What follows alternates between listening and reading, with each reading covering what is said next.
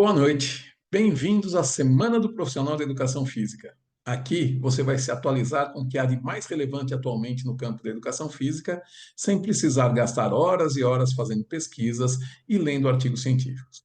Serão 3 dias de conteúdo prático e altamente aplicável para você sair daqui pronto para fazer esses avanços na sua atuação profissional.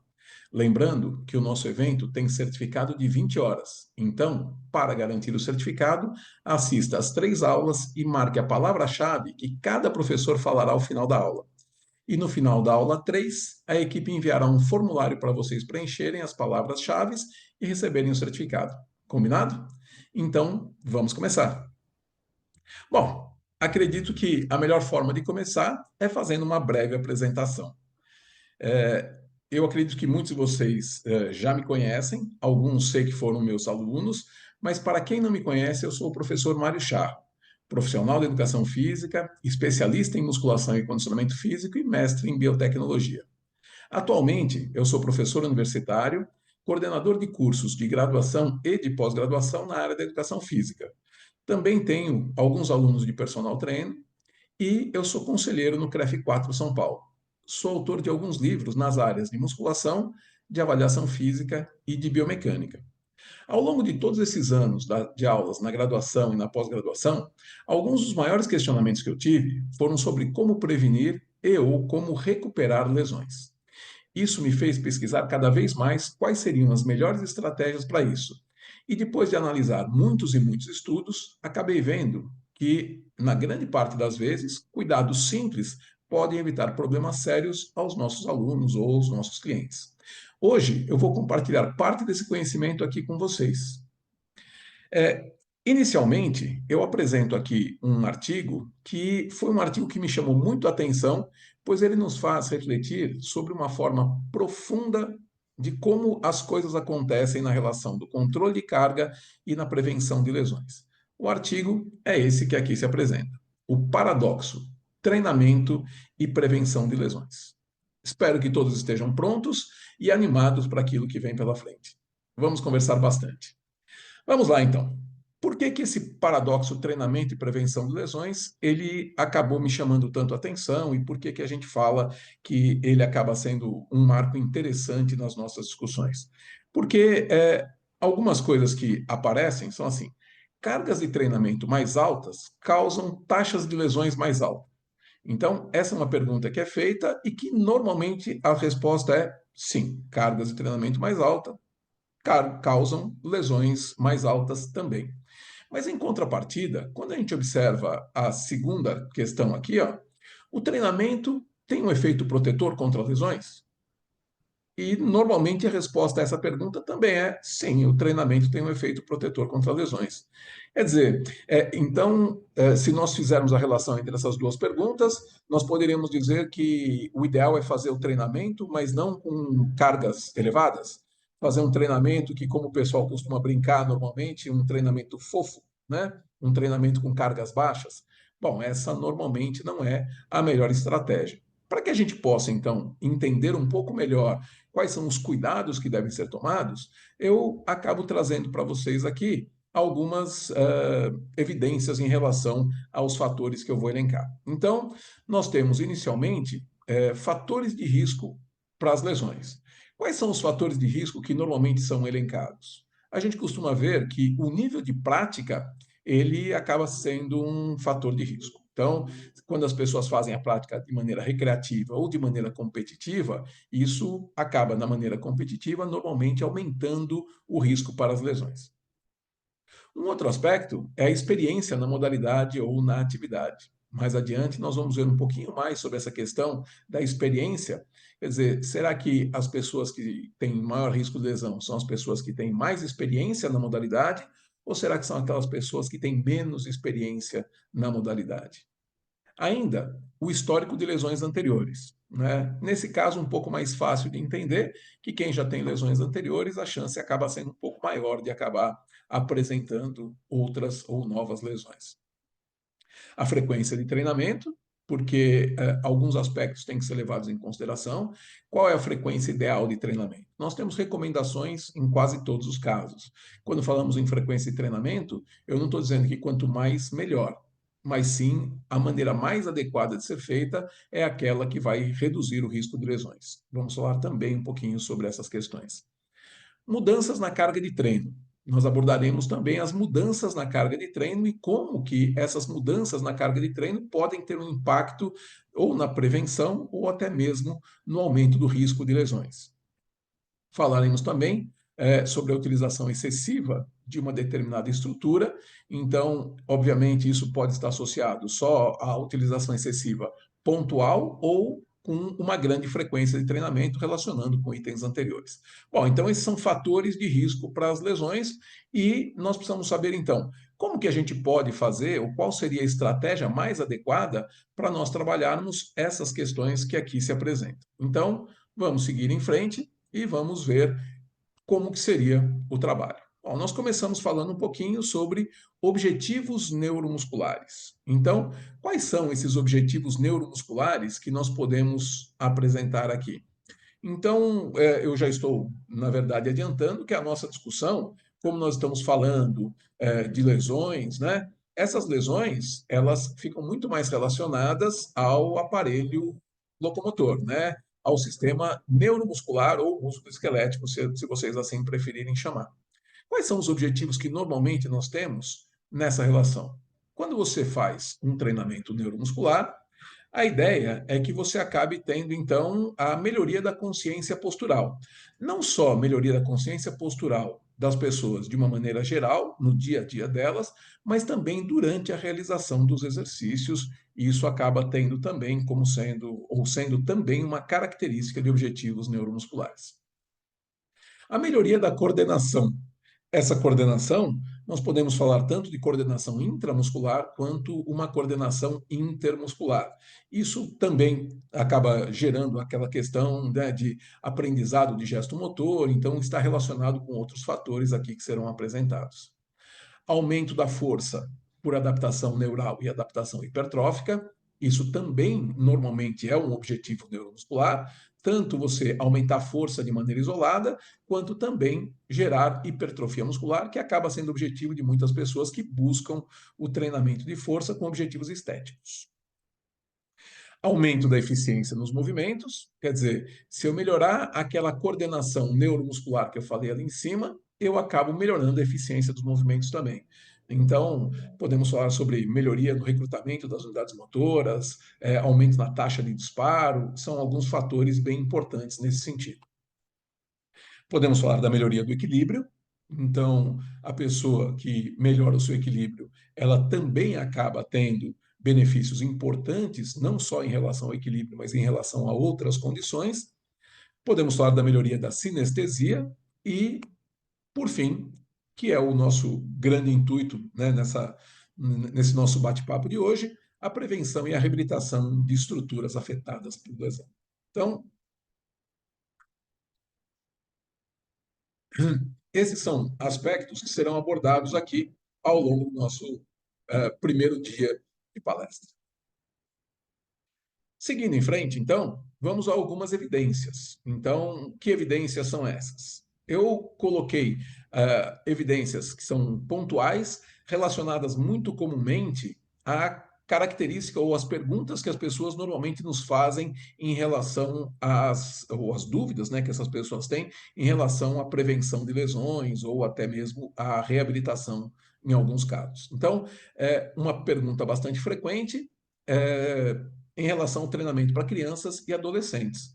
Então, todo mundo fala assim: ah, mas criança pode fazer treinamento de força? Criança pode fazer musculação?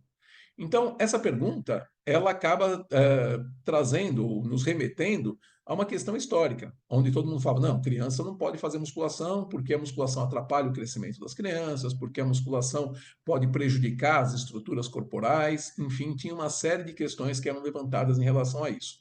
Então, como nós não estamos aqui para falar a questão do acho, e sim apresentar evidências científicas, então eu trago aqui alguns artigos em relação a cada um dos aspectos que vão ser abordados, que espero tirem um pouco dessa dúvida que aqui fica. Então, a primeira questão é: crianças podem fazer o treinamento de força? E a segunda é: a partir de quantos anos uma criança pode fazer musculação? Então, essas são as perguntas mais comuns, mais frequentes, e eu trago, então, evidências a partir disso. Para que a gente possa, então, falar, este trabalho aqui, que foi publicado em 2007, ele faz a relação não só da importância do treinamento de força, mas também fala sobre a questão da prevenção das lesões. Então, aqui, treinamento de força para jovens, estabelecendo as bases para a prevenção de lesões e desenvolvimento motor. Então, os jovens praticantes de atividade física correm risco de sofrer lesões relacionadas ao esporte, porém, jovens fisicamente ativos e meninas, perdão, jovens fisicamente inativos e meninas normalmente apresentam maiores taxas de lesões. Então, a hora que você vê essa informação, parece que ser ativo é um fator protetor, assim como também nós temos a preocupação que com as meninas isso normalmente acontece em maior incidência. E para que a gente possa acompanhar o que o artigo fez de discussão e qual foi o resultado final, a gente encontra aqui que o treinamento de força ajuda a compensar tanto o impacto do baixo nível de atividade física quanto a especialização esportiva precoce. Então, a gente já está vendo aqui uma importância nesse sentido. Então, nesse estudo foi demonstrado que o treinamento de força nessa população de crianças reduz o risco de lesão em até 68%. Então, não só reduz o risco de lesão, mas melhora o desempenho esportivo e as medidas de saúde, bem como acelera o desenvolvimento motor. Então, parece que o treinamento de força para crianças, ele acaba sendo muito interessante e muito bem ajustado. Quando nós pegamos autores como o Fleck e o Kremer, que tem lá um livro inteiro falando sobre treinamento de força para jovens atletas, ou então o livro de treinamento esportivo do COMI, que são livros que são referência, né, são base de estudos, eles acabam fazendo sugestão de treinamento de força, para responder já a segunda questão que ali foi colocada, eles fazem sugestão de treinamento de força para crianças a partir de 6 anos de idade. Então, vejam bem, o que eu estou falando para vocês é que o treinamento de força para crianças, ele pode e deve sim ser realizado, mas não necessariamente ele tem que ser feito numa sala de musculação. Ele não precisa ser feito com os aparelhos convencionais de musculação. Até porque, por muitas vezes, essas crianças, elas não se encaixam adequadamente nos aparelhos. A mecânica de execução não fica adequada em alguns casos, tendo em vista que quando você tem um aparelho que ele foi projetado para um adulto, a criança acaba tendo então alguma dificuldade, até mesmo pelas suas dimensões corporais. Mas de qualquer forma, quando a gente fala em treinamento de força, não necessariamente precisa ser feita em aparelhos. Nós podemos fazer treinamento com peso corporal, nós podemos fazer treinamento com peso de um colega, então, tem várias estratégias que permitem que o treinamento seja feito, então, para crianças de maneira bastante eficiente. Quando nós falamos não só do treinamento de força, pensando na saúde, pensando na qualidade de vida, quando nós falamos no treinamento de força, pensando em um jovem atleta, esse então passa a ser de forma extremamente importante ser realizado, tendo em vista que, como nós acabamos de observar, o risco de lesões ele acaba sendo reduzido em até 68%. Não é pouca coisa. É um valor extremamente importante nesse sentido. Agora, é claro, se não for um jovem atleta, nós temos outras opções também, que não somente o treinamento de força. Mas o que eu quero colocar aqui é que o benefício associado ao treinamento de força ele é muito grande e que ele tem que ser colocado como uma das opções em relação à proposta de treinamento realizada. Temos aqui um novo estudo, né, uma revisão sistemática, porque assim como existe muita contradição e muita dúvida em relação ao treinamento de força para crianças, o CrossFit é uma atividade também que acaba sendo muito questionada, acaba sendo muito colocado assim com alguma frequência, falando, olha, o CrossFit é muito lesivo. Né?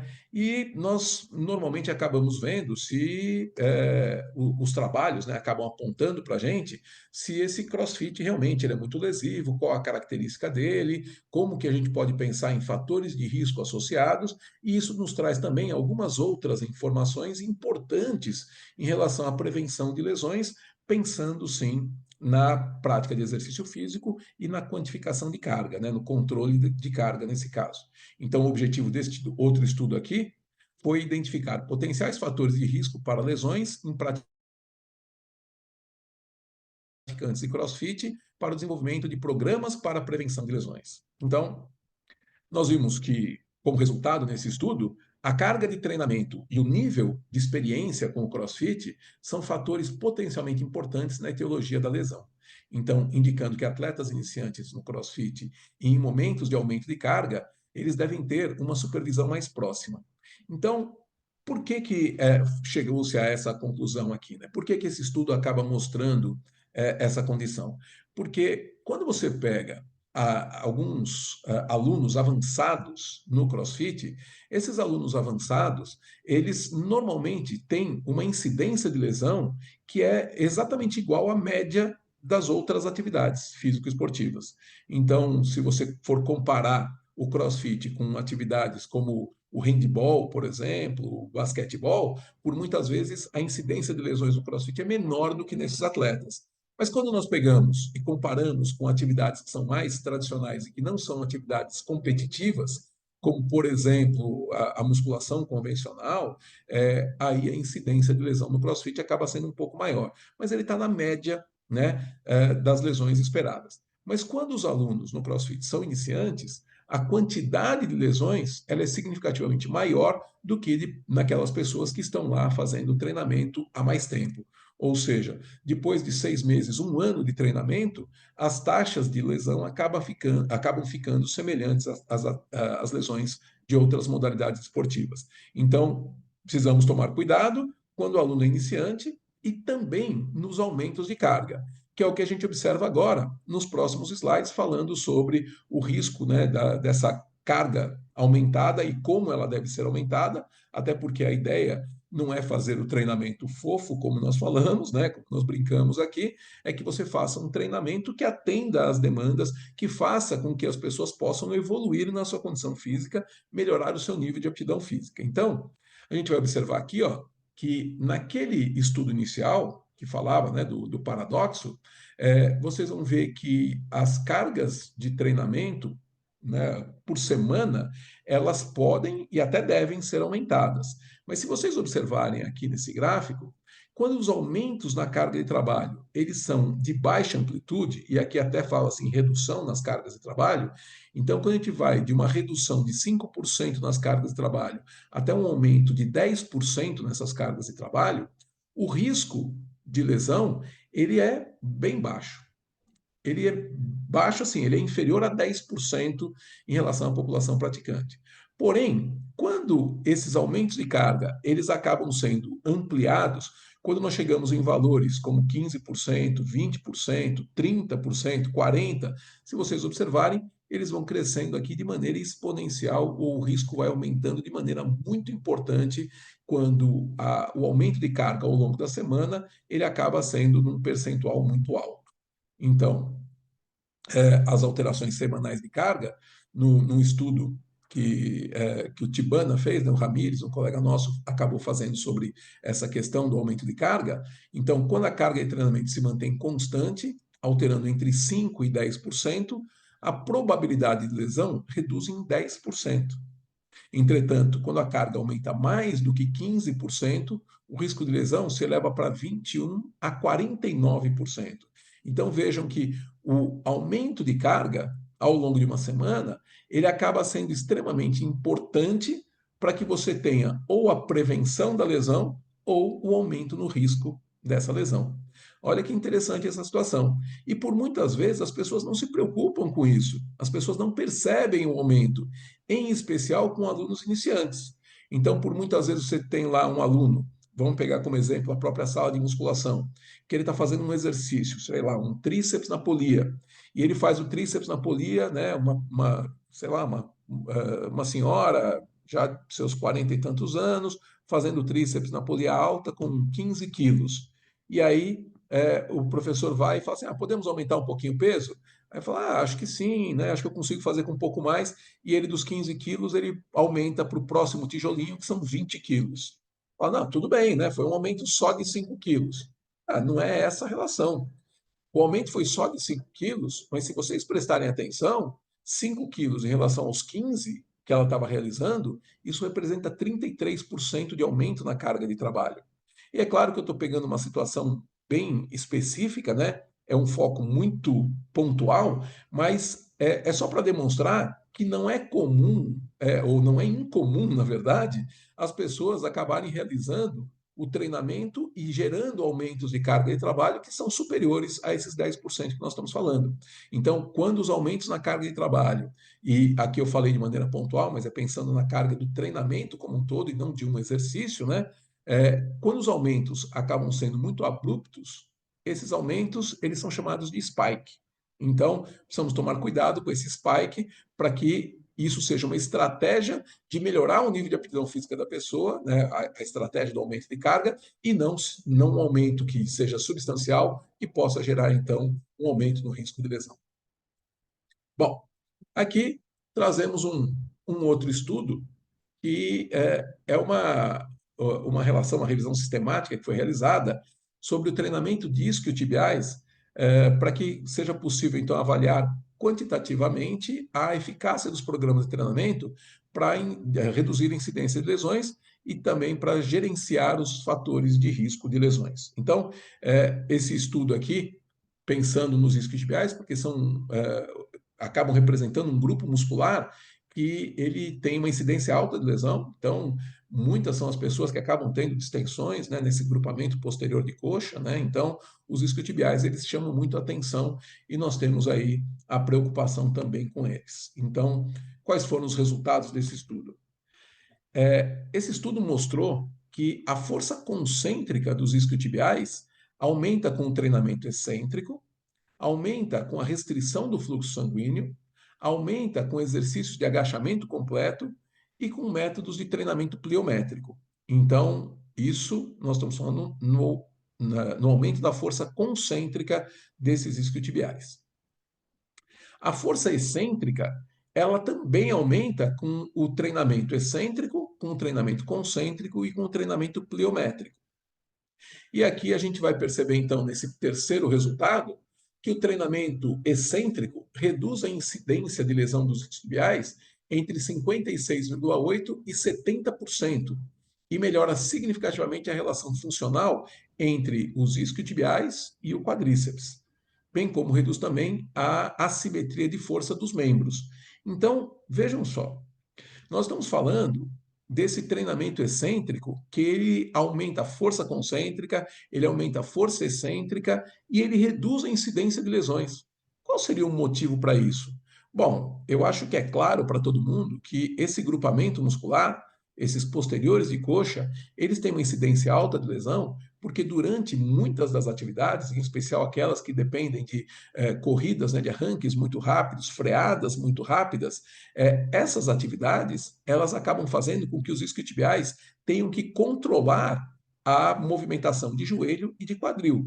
Por serem músculos biarticulares, quando você faz com que ele seja alongado, né, ele seja tensionado de maneira importante entre as duas articulações, isso faz com que ele tenha uma solicitação excêntrica para que ele consiga sustentar essa condição.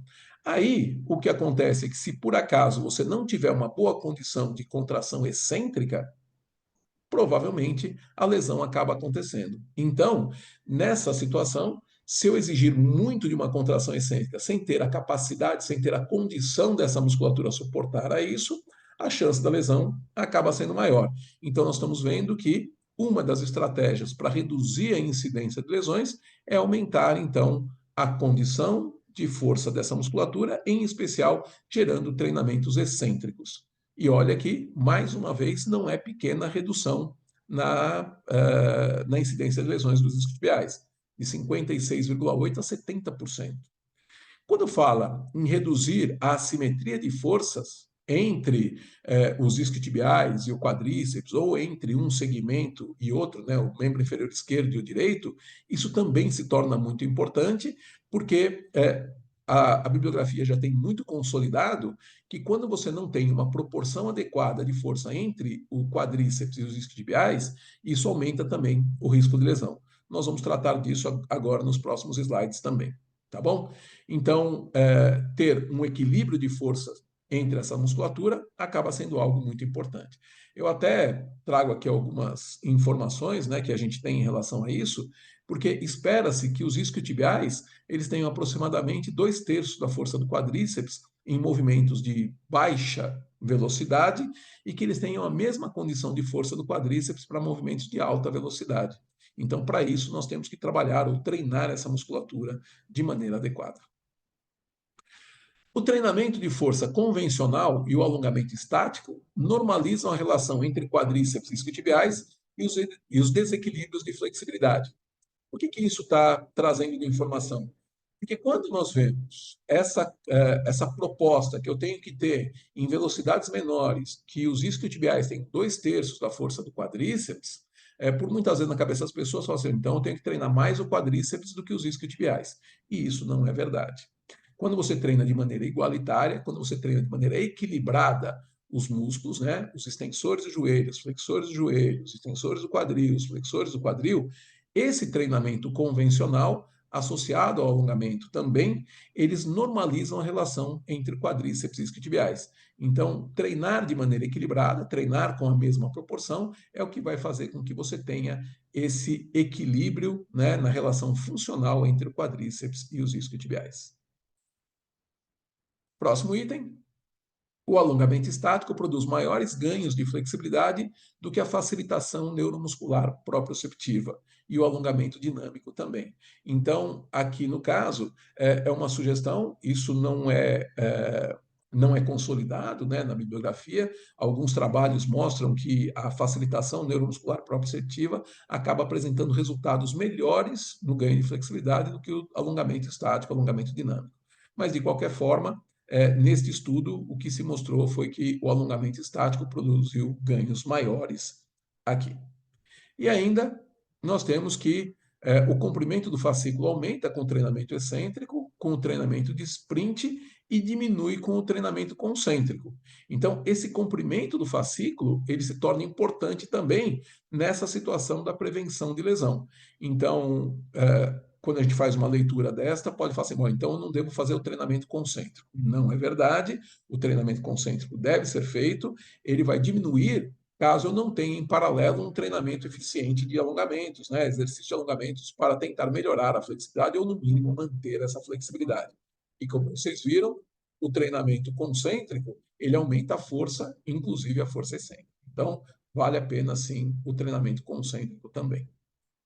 E aqui nós temos uma relação, né, um gráfico que nos mostra uma relação importante. Então, vocês têm aqui a incidência de lesões nessa linha de baixo. Quando a gente pensa aqui no exercício, pensando em aptidão física, né, no fitness, e ali em cima os treinamentos que visam desenvolver performance, rendimento esportivo. Então, se vocês observarem, os trabalhos que são realizados de maneira inadequada, em baixa carga, né, eles acabam tendo baixa incidência de lesões, mas eles não geram aumentos tão significativos quando você pensa em melhorar a capacidade física, a aptidão física das pessoas ou melhorar a performance. Então, existe uma condição que é considerada ótima para isso, né? E essa condição considerada ótima é aquela que apresenta baixos níveis de lesão e altos níveis ou próximos, perdão, ou próximos dos maiores níveis quando você pensa em performance atlética ou aptidão física. Então, quando a gente pensa em intensidades altíssimas, né, ou excessivas, a gente percebe que a performance acaba não sendo tão grande assim, embora a aptidão física acabe ainda continuando grande, mas aumenta muito o risco de lesões. Então, nesse caso, a gente vai ficar numa condição que a ideia é que não seja excessiva, assim como não seja baixa, que a gente fique numa condição ótima de treinamento, né, de carga de treinamento, para conseguir os melhores ganhos com os menores prejuízos. Então, mais uma vez, é daquele artigo inicial, né, do paradoxo, e a gente vê então que esse artigo ele se tornou muito rico, até por isso que eu comentei com vocês que ele me chamou muito a atenção e nos trouxe essa possibilidade de uma discussão mais profunda. Aqui nós temos um outro trabalho, porque eu falei há pouco para vocês, dessa relação, né, entre o quadríceps e os isquiotibiais, e aqui nós temos a utilização do teste de uma repetição máxima para mensurar, né, a razão entre os extensores de joelho e os flexores de joelho em adultos jovens. Então vejam, em membros inferiores, a razão da força entre agonistas e antagonistas, que usualmente é calculado por meio do torque máximo dos músculos flexores do joelho dividido pelo torque máximo dos músculos extensores do joelho e multiplicado por 100, fornece informações importantes sobre equilíbrio muscular. Então, como que a gente faz isso? Como que a gente descobre? Normalmente, quando você quer saber o torque, nós precisamos utilizar equipamentos, né, um equipamento que avalia o torque isocinético dessa musculatura, o torque mecânico, e aí você vai ter que os equipamentos, né, a dinamometria isocinética eletromecânica é uma estratégia interessante para que a gente possa então avaliar da melhor maneira esse torque dos extensores e o torque dos flexores. Porém, ele é um equipamento caro e nem sempre nós temos condição de ter um equipamento desse para poder fazer uma boa avaliação. Eu arriscaria aqui que um equipamento como esse, para ver extensão e flexão de joelhos de maneira isocinética, deve estar aí numa faixa de aproximadamente 60, 70 mil dólares um equipamento como esse. Então, ele fica num custo muito elevado, por isso que poucas são as instituições que têm esse equipamento. Claro que aqueles que têm atletas muito caros, que têm, né, um investimento muito alto, acabam tendo equipamento, porque é uma estratégia muito interessante para você identificar e prevenir lesões. Mas, via de regra, nos locais, de maneira geral, nós não temos isso, então o teste de uma repetição máxima, ele acaba sendo uma possibilidade para que seja feita a comparação entre os flexores e os extensores do joelho.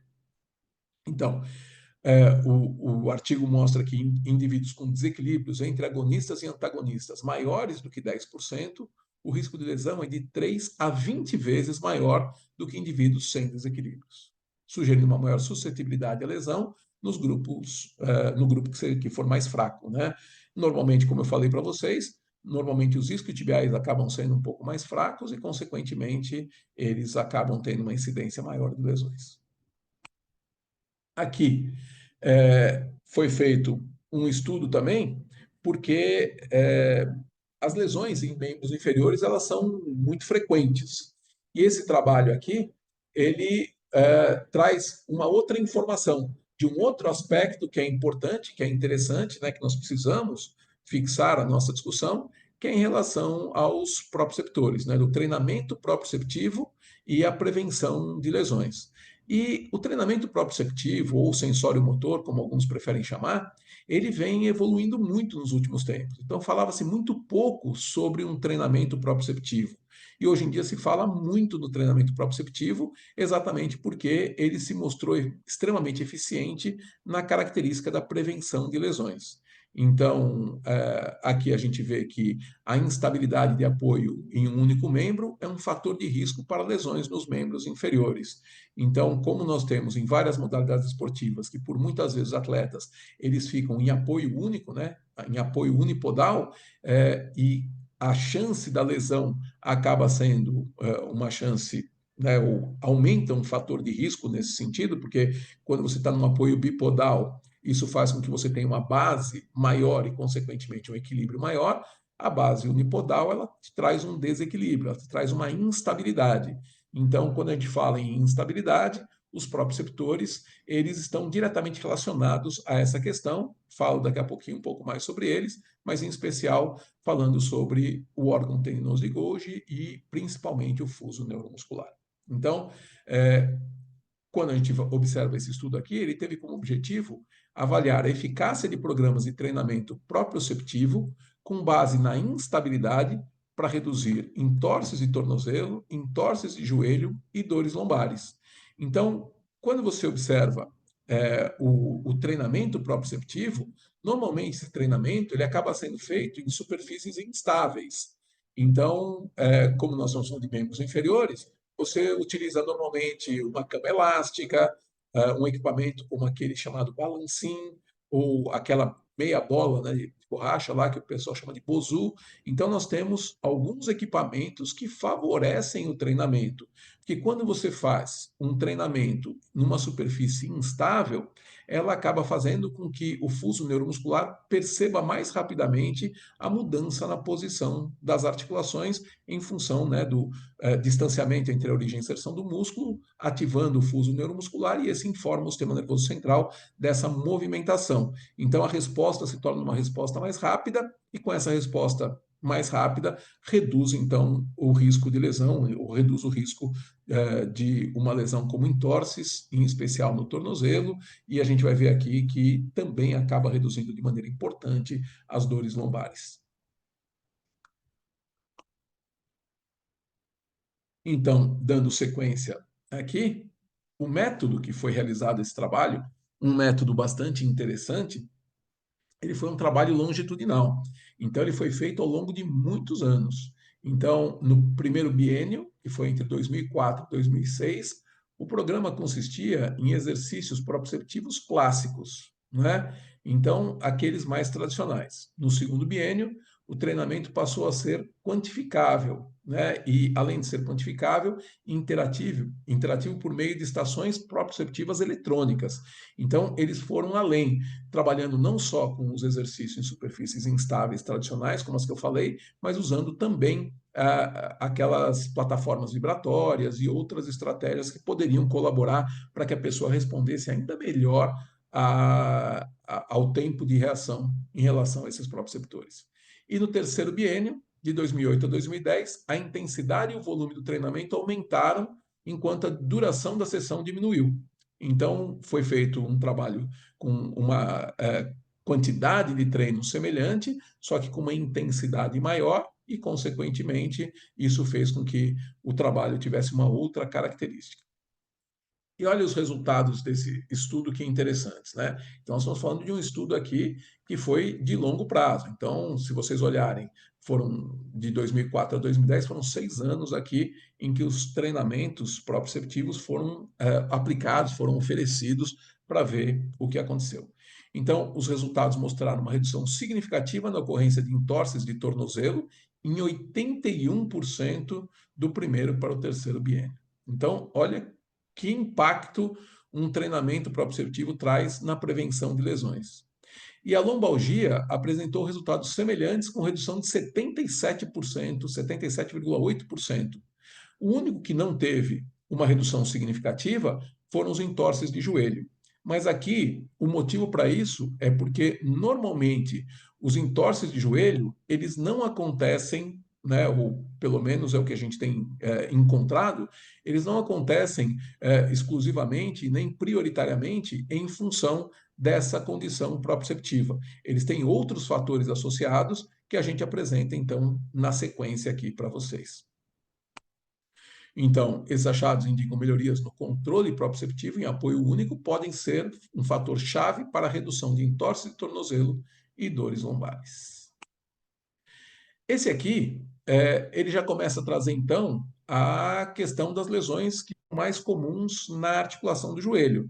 Então, uma das lesões mais comuns na articulação do joelho é o rompimento, né, parcial ou até mesmo total do ligamento cruzado anterior. Essa é uma lesão bastante frequente, e esse estudo, então, ele mostrou exatamente essa relação. Quer dizer, como que nós poderíamos, então, colaborar ou tentar minimizar esse efeito? Então, aterrissagens sem amortecimento, estabilidade de core e valgo dinâmico do joelho, uma revisão sistemática sobre rupturas documentadas do ligamento cruzado anterior em atletas masculinos e femininos. Então, vejam bem, foi avaliado as pessoas que fazem as aterrissagens sem amortecimento, né, sem, pensando ali que você não tenha uma estratégia de amortecimento, um colchão gordo ou alguma outra estratégia que auxilie no amortecimento, a estabilidade do core estamos falando então de fortalecimento, né, de uma condição de conseguir manter a estabilidade dos músculos que envolvem a coluna, e também do valgo dinâmico, que é uma característica bastante frequente nas pessoas.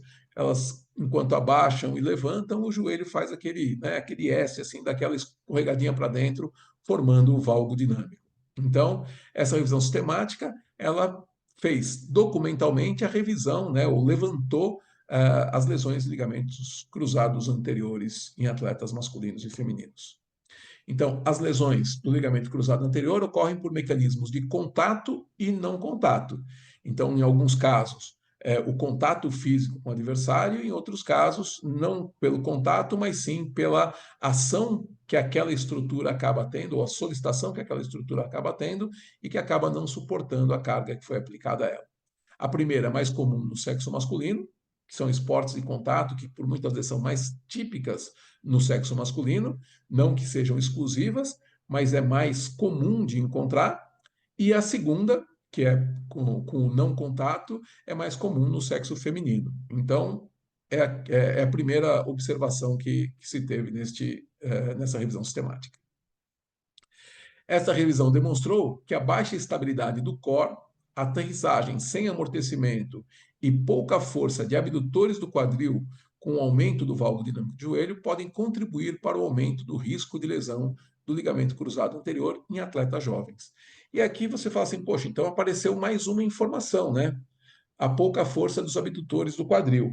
Por que que isso surge como sendo mais uma informação e uma informação importante aqui? E quando nós estamos falando do valgo dinâmico, que é o que aparece aqui, por muitas vezes esse valgo dinâmico ele está associado exatamente à condição de uma assimetria importante de força entre os adutores do quadril e os abdutores do quadril.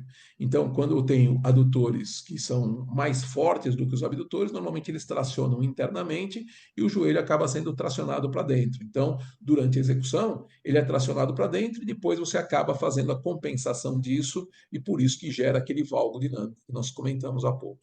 Então, aqui é um outro estudo levando essa mesma condição, né, com foco no quadril, já que nós vimos que apareceu essa condição de adutores e abdutores do quadril, gerando valgo dinâmico, e que isso aumenta, assim, o risco de lesão nos ligamentos dessa articulação do joelho, em especial o ligamento cruzado anterior. Então, esse outro estudo aqui, ele fez um estudo prospectivo, né, e esse estudo, que foi uma intervenção, determinou a eficácia de um programa de prevenção de lesões do ligamento cruzado anterior, com foco no quadril em jogadoras de basquete. Então, vejam só o que nós encontramos aqui. Então, ele foi um estudo que ele aconteceu ao longo de 12 anos, ele foi conduzido por 12 anos, e as taxas de incidência de lesão do ligamento cruzado anterior foram observadas por 4 anos em jogadoras universitárias de basquete. Após a observação, um programa de prevenção de lesão de cruzado anterior com foco no quadril foi implementado por 8 anos. Um total de 309 jogadoras foram acompanhadas no período de observação e comparadas com 448 jogadores que participaram no período de intervenção.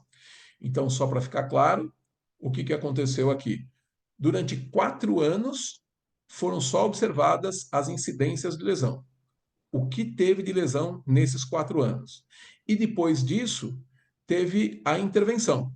A intervenção foi um programa que fazia o treinamento com foco no quadril, fortalecendo os músculos que envolvem esta articulação. E esse programa foi realizado ao longo de 8 anos para que pudesse ser observado, então, a incidência de lesões antes dessa intervenção, com foco no quadril, e após a intervenção. Então, aqui, houveram 16 lesões de ligamento cruzado anterior no período de observação, de 4 anos, e 9 lesões no período de intervenção, de 8 anos. Aqui vocês até poderiam falar, poxa, então não foi tanto assim, né? Porque 16 lesões contra 9 lesões, só que as 16 lesões foram em 4 anos, e as 9 lesões foram em 8 anos. Se nós pensássemos na proporção, no período de observação, se nós pensássemos em 8 anos, seria o dobro, seriam 32 lesões em 8 anos, né, se fizéssemos isso proporcionalmente, e 9 lesões no período de intervenção. Então, foi observada a redução significativa da incidência de lesões no período de intervenção, quando comparadas com o período de observação. E a conclusão é que um programa de prevenção de lesões com foco no quadril demonstrou importante para a redução da incidência de lesão do ligamento cruzado anterior em jogadoras de basquete universitárias. Alguns dados que entendo serem bem importantes de nós levantarmos aqui para que a gente possa fazer a nossa discussão de maneira mais rica, né? Fazer uma discussão que seja produtiva nesse sentido. Então, Dados que são importantes. Primeiro, atletas de esportes coletivos que realizam mais de 18 semanas de treinamento sem sofrer lesões tiveram risco reduzido de sofrer lesão subsequente. Então, veja que estas informações, ou esta informação especificamente, ela acaba corroborando com o que nós vimos lá no início, quando eu falei do CrossFit, quando estava falando sobre aquele artigo que falava sobre CrossFit, onde nós vimos que no início de um trabalho, né, aquele aluno que é iniciante, e aqui nós estamos falando de um atleta, né, que fica no seu esporte por mais do que 18 semanas sem sofrer lesões, eles reduzem o risco da lesão subsequente. Então, o tempo de treinamento, o tempo de prática acaba sendo algo importante na prevenção de lesões também. Outro dado importante: altas cargas de trabalho crônicas, né, perdão, demonstraram diminuir o risco de lesões. Então, aquilo que foi lá no início, que a gente falou né, mas altas cargas projetam ou produzem maiores incidências de lesão, mas o treinamento é importante, e aí ficava aquela impressão de que o treinamento tinha que ser feito com baixa intensidade para não gerar as lesões. Não é fato. Não é isso que acontece. Se vocês observarem aqui, as altas cargas de trabalho, elas são importantes para diminuir o risco de lesão. Só que elas têm que ser altas cargas crônicas. Então, cargas mais baixas, pontualmente acontecendo, elas acabam, então, não oferecendo grande risco de lesão, enquanto a carga alta, de maneira pontual, ela acaba, sim, oferecendo grande risco de lesão. Agora, quando essas altas cargas, elas são crônicas, elas acontecem regularmente, isso faz com que a pessoa aumente a condição física dela, aumente a estabilidade articular, aumente a força muscular, e isso, então, acaba gerando uma diminuição do risco de lesões. Então, sim, existe essa preocupação com as cargas elevadas se ela não for feita de maneira crônica. Sendo feita de maneira crônica, essa é uma estratégia extremamente interessante. Em vários esportes, qualidades físicas bem desenvolvidas estão associadas a um risco reduzido de lesões. Então, quando a gente fala de qualidades físicas bem desenvolvidas, nós estamos falando de várias delas. Então, eu vou falar aqui para vocês da velocidade, eu vou falar aqui para vocês da agilidade, eu vou falar aqui para vocês do equilíbrio, da coordenação, da força e da flexibilidade.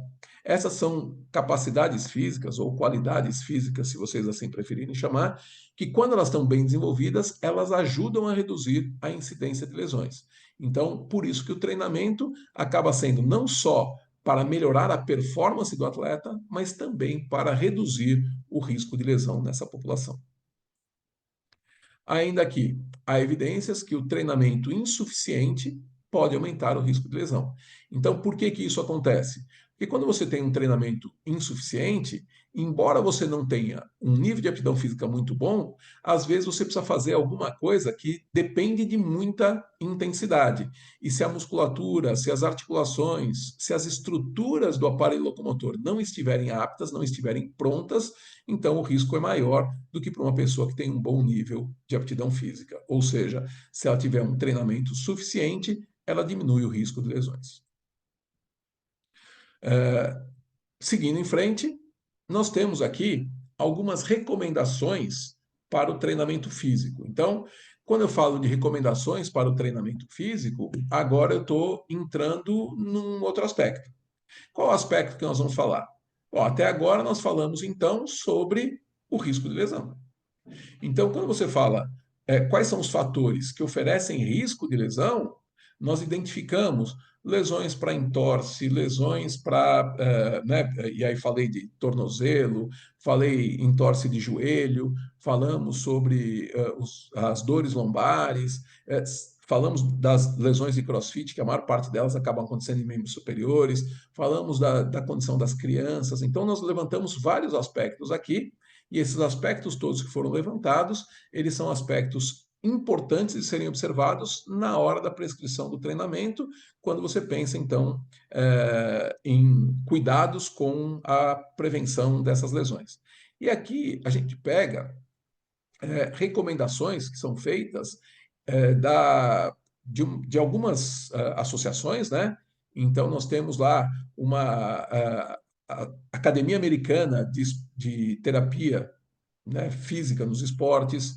Nós temos também a Academia de Ortopedia e Terapia Física. Então, são instituições norte-americanas, instituições de alto renome nessa área, que elas acabam então fazendo recomendações de como deveriam ser feitos os treinamentos como estratégia da prevenção de lesões. Então, agora eu vou fazer o quê? Eu vou pegar o que nós discutimos com vocês em relação às prevenções e falar quais são as recomendações ou como nós deveríamos fazer essas recomendações. Então, o primeiro aspecto que eu trago aqui é aprender gesto motor e fortalecer a musculatura. Então, se vocês observarem o que nós discutimos com vocês nos momentos iniciais, nós falamos então que fortalecer a musculatura é um fator de proteção. Assim como nós falamos que para o aluno iniciante nós temos também uma preocupação grande porque oferece grande risco de lesão. Então, se eu tiver um processo lento e gradual na evolução das cargas de trabalho, isso se torna uma estratégia interessante, uma estratégia importante quando nós pensamos em prevenção de lesões. Então, obviamente, todo mundo vai aprender o gesto motor. Só que se a evolução nas cargas de trabalho elas forem muito rápidas e eu não conseguir fortalecer o suficiente as estruturas que estão envolvidas nesse período, então a chance da lesão acaba sendo maior. Quando nós falamos no treinamento de musculação, nós normalmente estabelecemos prazos para cada um dos programas. Então vocês veem que um programa de adaptação na sala de musculação, normalmente ele leva ali alguma coisa próximo de um mês e meio.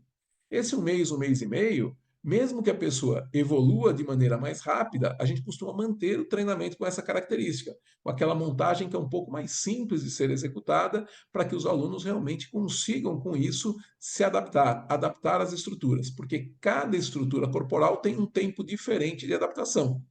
Então, quando você pega um músculo que se adapta muito rápido, o tendão, né, o ventre muscular se adapta rápido, mas o tendão desse músculo nem sempre consegue acompanhar essa mesma velocidade de adaptação.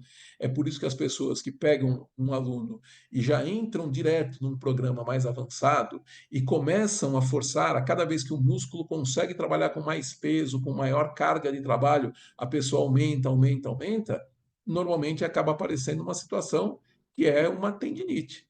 Mas por que que a tendinite apareceu? Porque o músculo conseguiu acompanhar aquela evolução, mas o tendão não teve a mesma velocidade de adaptação, acabou não suportando a carga e entrando então num processo inflamatório. Então a gente precisa fazer um trabalho, um período de adaptação, onde a pessoa precisa aprender o gesto motor, ela tem que aprender esse gesto motor fortalecendo gradativamente a musculatura para poder posteriormente passar para um programa intermediário, onde normalmente nesse programa intermediário nós temos a preocupação de fazer com que a pessoa consiga ter um equilíbrio de força entre os músculos do corpo, bem como entre um músculo e o seu antagonista, e essa relação ela acaba sendo muito favorável para que você previna as lesões ali no futuro. Então, o fortalecimento da musculatura está associado ao aprendizado do gesto motor para que posteriormente a gente consiga fazer um equilíbrio de força entre os músculos que estão distribuídos pelo corpo dos nossos alunos. Segundo aspecto, estimular a flexibilidade em todos os movimentos da articulação. Então, esse é um outro aspecto que é importante de ser observado, porque por muitas vezes os alunos não gostam muito do treinamento de flexibilidade. E eles, por vezes, não gostam porque o treinamento de flexibilidade nem sempre é tão evidente quanto um treinamento de força quando você pensa no benefício estético. Mas ele é extremamente importante quando você pensa na preparação das estruturas corporais para os trabalhos que serão realizados, tanto posteriormente quanto naquele próprio momento. Então, estimular a flexibilidade, os treinamentos de flexibilidade, é uma estratégia extremamente importante também. Então, como que a gente pode estimular a flexibilidade dessas pessoas? O ideal, na verdade, é que a gente consiga fazer uma boa avaliação.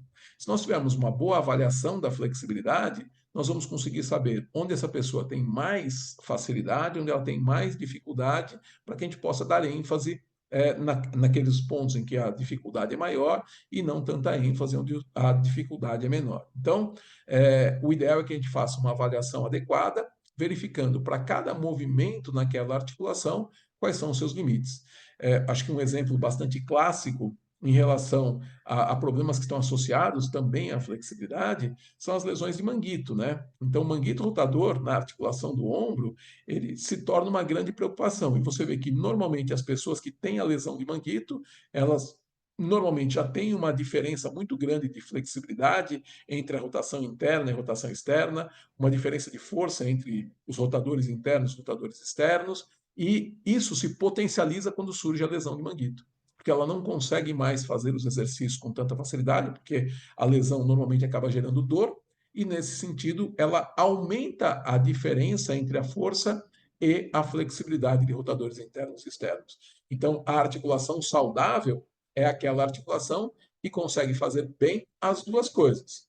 Consegue fazer bem a força no sentido da rotação interna e da rotação externa, e a flexibilidade no sentido da rotação interna e da rotação externa. Então, isso estou falando especificamente da rotação, mas tem que acontecer na flexão e na extensão, na adução e na abdução, enfim, em todos os movimentos que aquela articulação está envolvida. Estimular os proprioceptores relacionados ao aparelho locomotor. Aqui nós falamos basicamente de alguns proprioceptores, mas temos aqui os que são mais os que chamam mais atenção, os que têm que estar mais aptos para que a gente tenha a prevenção de lesão mais eficiente. Então, assim, quais seriam esses proprioceptores? O fuso neuromuscular, e aqui eu acho que ele tem uma importância gigantesca, o órgão tendinoso de Golgi. Podemos falar nos proprioceptores articulares, né, terminações nervosas livres, corpúsculos de Pacini, terminações de Ruffini. Então, são proprioceptores que, quando eles estão em condição adequada, eles fazem com que a gente perceba mais rápido tudo aquilo que está acontecendo. Afinal de contas, proprioceptor é um receptor sensorial especializado que ele se localiza na periferia do corpo e leva informações ao sistema nervoso central. Então, a informação pode ser: olha, esse músculo está indo no sentido da distensão. E aí você vai conseguir controlar isso. Ou então, pode ser que ele gere a inibição da contração, se por acaso a tensão no tendão estiver muito alta, o músculo estiver numa fadiga muito grande, enfim, esses proprioceptores têm funções importantes no músculo, assim como também você saber a posição em que a sua articulação se encontra, saber a velocidade com que os movimentos estão acontecendo nessas articulações, também são estratégias extremamente importantes na hora da prevenção da lesão. Então, aqui, como eu falei, a gente percebe que os treinamentos acabam tendo essa característica. Então, olha, exercícios sendo realizados em superfícies instáveis, como uma bola aqui, não é a bola suíça propriamente dita, mas é uma bola que ela também é muito usada, aqui a própria bola suíça. Então, nós temos equipamentos que favorecem para que a gente acabe trabalhando nestes exemplos, né? Pliometria, aqui, nesse outro, agilidade e velocidade. Nestes aqui, que a gente fale um pouquinho sobre equilíbrio e coordenação. Então, o treinamento das capacidades de uma forma geral. Então, vocês viram na primeira imagem aqui a força e o gesto motor. Nesta segunda, a flexibilidade. E aqui nós estamos falando de velocidade, agilidade, coordenação, equilíbrio. Então, trabalhar os proprioceptores muito importante nesse caso. Estimular de maneira proporcional os músculos e os seus antagonistas. Então, quando a gente faz o fortalecimento da musculatura, eu falei, no programa de adaptação, a preocupação é o gesto motor, mas no programa intermediário, a gente já começa a ter a preocupação com a proporcionalidade de estímulos entre os músculos, né, que envolvem uma articulação, porque isso vai dar uma saúde articular melhor e, consequentemente, uma menor incidência de lesões, tanto musculares quanto articulares. E aqui ainda a gente continua na sugestão de inserir exercícios de pliometria, velocidade e agilidade nos treinamentos. Então, assim como nós vimos aqui nessa imagem do meio a pliometria e também a questão da agilidade aqui, nós temos aqui a possibilidade da escadinha, né, a escada de corda, para poder também estimular, não só nessa condição, mas em várias outras condições, essas capacidades físicas que são tão importantes dentro do processo. Bom, acabei fazendo aqui um apanhado geral, né, falando de maneira genérica sobre as principais lesões e os procedimentos que devem ser realizados em relação a isso. Então, o que nós temos aqui?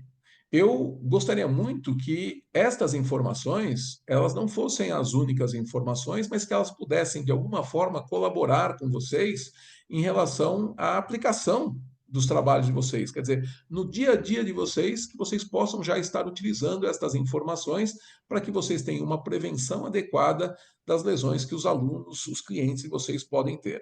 Muito do que foi falado aqui, e esse é um aspecto que eu considero extremamente importante, muito do que foi falado aqui foi discutido em relação ao alto rendimento esportivo. E nem todas as pessoas que estão acompanhando aqui esta apresentação, elas estão falando ou estão pensando, têm a sua atuação profissional com o rendimento esportivo.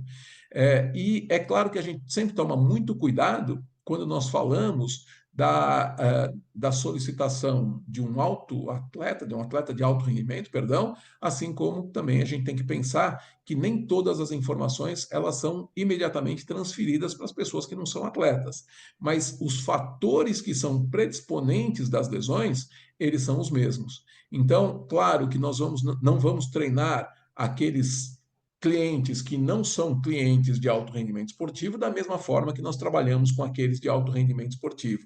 Mas, de uma maneira geral, esses são aspectos que têm que ser levados em consideração. Então, fortalecer os músculos de maneira equilibrada, dar uma condição de flexibilidade também adequada ou equilibrada entre os movimentos das articulações, estimular os próprios receptores, fazer a proporcionalização de estímulos entre os músculos agonistas e antagonistas e ter exercícios de pliometria, velocidade, agilidade nos treinamentos são fundamentais. E por muitas vezes as pessoas acabam não conseguindo associar isso. É comum, quando eu estou dando aula numa sala de graduação, né? E falando sobre o treinamento, eu falo assim: olha, então seria importante nós trabalharmos com uma pessoa que está num processo de envelhecimento, né? Ela está nesse processo, seria importante fazer um treinamento com maior intensidade, ou fazer um treinamento de agilidade, de velocidade, fazer um treinamento de força explosiva. Às vezes os alunos assustam e falam: poxa, mas como é que eu vou fazer isso com uma pessoa que aí está num processo de envelhecimento, já é uma pessoa com seus 60 anos, 60 e tantos anos, 70 anos, 80 anos? Assim, cada um vai fazer o treinamento dentro da sua condição. Então, obviamente, o que eu estou falando para vocês é, assim como eu não vou fazer a relação ou não vou prescrever o treinamento para o atleta de alto rendimento igual ao treinamento que eu prescrevo para a pessoa que não é um atleta de alto rendimento, a carga de trabalho que vai ser imposta para o idoso não vai ser a mesma carga de trabalho que vai ser feita para o adolescente ou para o adulto jovem. Mas a proposta de fazer um trabalho com maior velocidade, todo mundo consegue fazer. A proposta de fazer um trabalho com maior agilidade, tendo mudança de direção, alteração no centro de gravidade, na altura do centro de gravidade, isso as pessoas conseguem fazer. Claro que a gente tem que respeitar algumas condições. Se a pessoa tiver lá um processo de labirintite, eu não vou querer que ela fique mudando de direção, mudando a altura de centro de gravidade, porque isso vai complicar a realização dos seus treinamentos. Mas em condições normais, as pessoas deveriam fazer todas essas estratégias ou cumprir todas essas estratégias para que a gente consiga, de maneira geral, ter uma redução no nível de lesão das pessoas. E tudo aquilo que eu falei aqui como forma de prevenção também são estratégias que são utilizadas depois de uma lesão estabelecida dentro da reabilitação. É claro que a reabilitação não é uma atividade própria e única do profissional da educação física, mas imaginem que a pessoa ela teve ali um processo onde ela, vou pegar uma das lesões que nós falamos, uma lesão do ligamento cruzado anterior, ela rompeu o ligamento cruzado anterior. A primeira atuação não é do profissional de educação física, vai ser do médico que vai fazer a intervenção cirúrgica para poder fazer a reconstituição do ligamento. Depois, nós vamos ter um outro momento em que o fisioterapeuta vai ter que fazer alguns procedimentos específicos, que é o trabalho inicial da reabilitação. Mas depois que ela tem alta dessa fisioterapia, ela não está com uma condição equilibrada de força entre os músculos, ela não tem uma condição de circunferência equilibrada entre os segmentos. Quer dizer, a gente precisa, nesse momento, fazer com que as pessoas consigam voltar à sua condição antes da lesão. Então, voltar a ter o equilíbrio de força, voltar a ter o equilíbrio de flexibilidade, voltar à condição estética anterior que ela tinha. E para isso, essas propostas que foram aqui realizadas, elas também têm a sua ação bastante eficiente, bastante efetiva. Então, essa foi a lógica aqui do que eu falei. Então, obviamente, quando a gente vai fazer a prescrição do treinamento, deveríamos levar em consideração a condição daquele indivíduo. Então, uma boa avaliação física nos mostra qual o nível de aptidão física, nos mostra quais são as limitações dessa pessoa, para que a gente tenha condições de fazer a melhor prescrição de treinamento, prevenindo ou até mesmo, se for o caso, reabilitando algumas lesões e doenças. Então, aqui eu faço um fechamento disso que nós falamos até então. Então, nós estamos chegando ao fim e vamos fazer uma breve revisão aqui de tudo aquilo que nós vimos. Então, na aula de hoje, espero que vocês tenham aprendido que crianças podem realizar treinamento de força e que temos recomendações a partir dos 6 anos de idade e que normalmente esse tipo de treinamento para as crianças reduz o risco de lesões em até 68%, melhora o desempenho das crianças, melhora as medidas de saúde, né, composição corporal e tantas outras, e acelera o desenvolvimento motor. Vimos também que a carga de treinamento e o nível de experiência são fatores potencialmente importantes na etiologia da lesão. Vimos que aumentos de carga acima de 15%, o risco de lesão se eleva de 21% a 49%. Então, cuidado com esses aumentos. Vimos que o treinamento excêntrico reduz a incidência de lesões nos músculos isquiotibiais entre 56% e 70%. Vimos ainda que em membros inferiores o desequilíbrio de força entre um músculo e o seu antagonista acima de 10% aumenta significativamente o risco de lesão. Vimos que melhoras no controle proprioceptivo reduz os riscos de entorse de tornozelo e as dores lombares. Vimos ainda que a baixa estabilidade do core, aterrissagens sem amortecimento e pouca força dos abdutores do quadril, além do aumento do valgo dinâmico, normalmente acabam contribuindo para o aumento de lesões do ligamento cruzado anterior, quando isso acontece na articulação do joelho. Vimos que o treinamento insuficiente aumenta o risco de lesão e as recomendações de exercícios incluem treinamentos de força, flexibilidade, velocidade, agilidade, pliometria, treinamentos proprioceptivos, aprendizados de gesto motor e o equilíbrio de força entre os músculos e seus antagonistas. Então, esses foram os principais aspectos. Espero ter colaborado de maneira importante aí para o trabalho de vocês e deixando claro aqui que na próxima aula magna você vai ver os protocolos mais recentes da literatura científica para calcular e otimizar os gastos calóricos com o professor Ailton Figueira Júnior, que além de ser um grande amigo, é uma grande referência nacional na fisiologia do exercício. Ele é mestre e doutor em adaptação humana e em saúde lá pela Unicamp, e entendo que vocês não podem perder essa aula.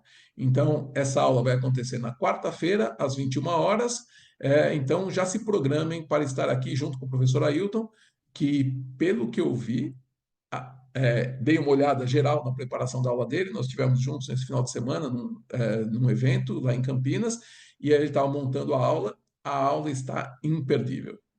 Então, enquanto você espera essa próxima aula, vai lá no meu Instagram. Então, eu tenho 2 deles, né? Um pessoal, um profissional. Então, o pessoal é @professor Mário Charro e o profissional é o @charro e chaves, né? E me conta o que você achou da aula. Eu vou deixar aqui uma caixinha aberta para vocês mandarem as dúvidas, dizerem o que estão achando da semana do profissional de educação física, enfim. E eu tenho que deixar aqui uma palavra-chave. A palavra-chave de hoje para vocês é força. Então, quando vocês tiverem que preencher a planilha para poder receber o certificado, a palavra-chave da primeira aula é força, ok? Bom, deixo aqui os meus agradecimentos. Espero que tenham aproveitado bastante, como falei há pouco, e um grande abraço a todos. Até mais.